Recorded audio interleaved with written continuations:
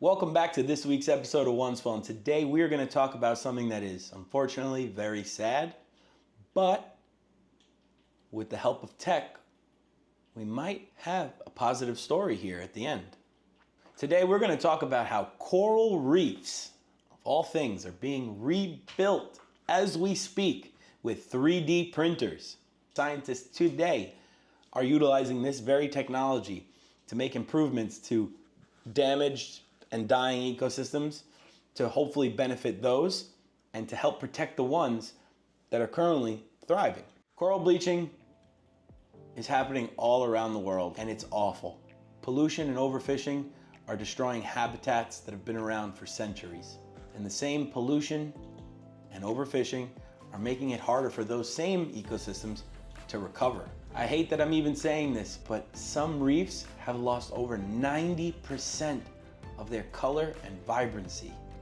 Enter 3D printing. Scientists can now design artificial reef structures and utilize ceramics and biodegradable materials to actually print those. Now, they aren't real coral reef. However, it does mimic what a coral reef would actually be doing in its place. The whole concept is that this mimics coral reef, and it allows marine organisms a place to rest, to live, and to attach to continue the growth and the spread of that reef. So how does this all work? Well, first, digital scans are taken of healthy existing reefs and used to make 3D models or renderings in which they can make adjustments, plan, and I understand what's going to actually happen. Giant printers create reef skeletons, which are just basically webs of what a coral reef might look like, and they're placed on the sea floor. What's really cool about all this is once that skeleton is complete and placed on the sea floor, fish, coral polyps, and algae all begin to colonize this skeleton reef naturally. Now, this all sounds well and good, but where's the proof? I want to know what success they've had in utilizing this new technology. Projects that are happening right now in the Caribbean, Australia, and even the Middle East have all shown coral recruitment increases of over 50%. That's amazing. Even more so, some sites have reported fish species returning, even if they've been absent for years. This isn't a replacement for coral reef, but it's a great start and a powerful lifeline nonetheless.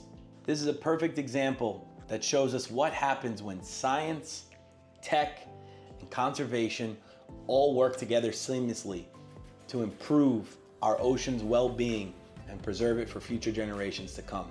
I just want you to do me one favor and like this video if you yourself believe in ocean innovation and conservation.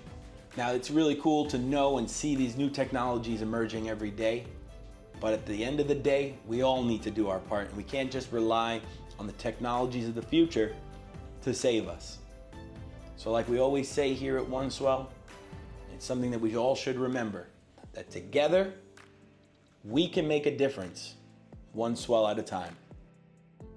Giant printers, massive giant printers create what are known as skeleton reefs and are laid on the bottom of the floor. No.